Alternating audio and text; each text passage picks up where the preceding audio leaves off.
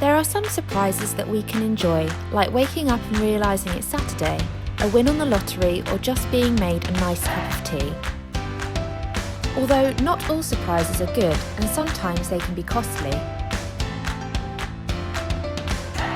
For example, what would you do if your car was written off through an accident? Or one of the thousands each year to be stolen? If this was to happen to you, even with comprehensive insurance cover, there is often a difference in your insurance company's valuation and the original price you paid for the car, leaving you with a rather annoying gap to fill. This is where GAP, or Guaranteed Asset Protection Insurance, can help. GAP covers the shortfall so you're not left out of pocket. Say you purchase a car for £15,000 and after 18 months you have an accident and the car is declared a write-off.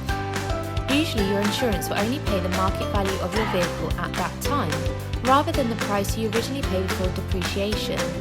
This is how the shortfall is created.